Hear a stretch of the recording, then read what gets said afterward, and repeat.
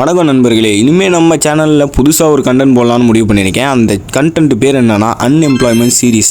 இது ஒரு சீரிஸ் மாதிரி நடக்க போது. நான் வேலைக்கு போகிற வரைக்கும் இந்த சீரிஸ் கண்டினியூ ஆகும். காலையில் 9:30 மணிக்கெல்லாம் முகம் ஃபுல்லாக சிரிப்பையும் பையில் வெறும் வாட்டர் பாட்டில் மட்டும் எடுத்துகிட்டு காலேஜில் போய் உட்காந்துட்டேன். போய் உட்காந்ததுமே பார்த்தீங்கன்னா கோடிங் ப்ராக்டிஸ் ஒரு 13 கொஸ்டின் கொடுத்து இன்னைக்குள்ளே சால்வ் பண்ணியிருக்கணும்னு சொன்னாங்க. போனதும் ஒரு கொஸ்டினும் போட்டேன், ஒரே ஹாப்பி ஆகிட்டேன். அப்புறம் சாரை பார்க்கலாம் அப்படின்னு 3வது ஃப்ளோர் வரைக்கும் முட்டி வலிக்கு ஏறி போனால் சார் இல்லை. இது நம்ம மிஸ்டேக் தான் நண்பர்களே. ஏன்னா கேட்காமையே போயிட்டேன். போய் பார்த்தா ஸ்டாஃப் ரூம்லாம் பூட்டு போட்டிருக்கு. சரி திருப்பி லேபுக்கே போகலாம் அப்படின்னு போயிட்டு மதியத்துக்குள்ளே எவ்வளோ ப்ரோக்ராம் போட முடியுமோ போட்டுடலாம் அப்படின்னு நானே எனக்குள்ள ஒரு சேலஞ்ச் வச்சு ஃபுல்லாக போட்டு முடிச்சிட்டேன். அதுக்கப்புறம் லஞ்ச் பிரேக்கை முடிச்சு ஃப்ரெஷ் அப் ஆகிட்டு மறுபடியும் லேபில் போய் உட்காரலாமா அப்படின்னு சொல்லி வெளியே உட்காந்து யோசிச்சுக்கிட்டு இருந்தேன். ரொம்ப நேரம் ஆச்சு உள்ளே போகணும்னு முடிவு எடுக்கிறதுக்கு. அதுக்கப்புறம் ரொம்பவுமே சலுப்பாயிடுச்சு. ஏன்னா எனக்கு ஒரு வித்தியாசமான வியாதி இருக்குது. சாப்பிட்டதுக்கப்புறம் எந்த வேலையும் பண்ணுறதுக்கே தோணாது. அந்த வியாதியின் தாக்கமோ என்னமோ தெரியல. ப்ரோக்ராம்லாம் யோசிக்காமல் ChatGPTயில் போட்டு தேட ஆரம்பிச்சிட்டேன். தேடுற அவசரத்தில் என்ன லாங்குவேஜ்னே கொடுக்கல, பைத்தான் லாங்குவேஜில் வந்துருச்சு. நானும் என்னடா என்னென்னமோ இருக்கேன்னு ரொம்ப நேரமாக உட்காந்து யோசித்தேன். அப்புறம் தான் பார்த்தா தெரிஞ்சது அது பைத்தானு. நான் படிக்கிறது என்னமோ ஜாவா. சரி இந்த டென்ஷனுக்கு நடுவில் நம்ம நண்பர்களை மீட் பண்ணால் ஜாலியாயிருவோம் அப்படின்னு போன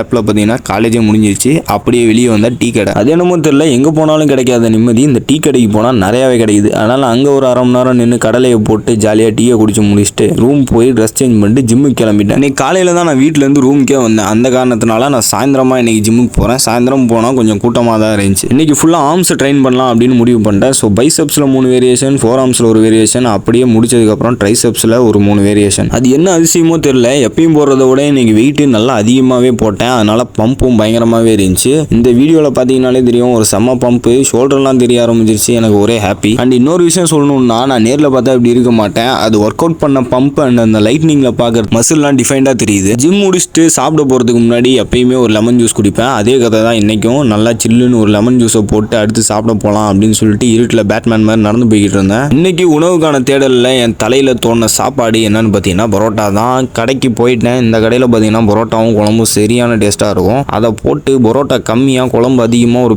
பிரட்டி வாயில் போட்டோன்னு வைங்க, அவ்வளோதான் கூமாம்பட்டியே போயிட்டு இருந்தீங்க. நம்ம எப்பயும் பரோட்டா வாங்கினா தனியாக சாப்பிட்ற பழக்கமே கிடையாது. ஒரு கலைக்கையும் சேர்த்து ஆர்டர் பண்ணிடுவேன். என் கலைக்கும் அதே ரேஷியோ தான். கலைக்கு கம்மியாக இருக்கணும், குழம்பு அதிகமாக இருக்கணும். அதை அப்படியே நல்லா பிரட்டி வாயில் போட்டிங்கன்னா அவ்வளோதான்.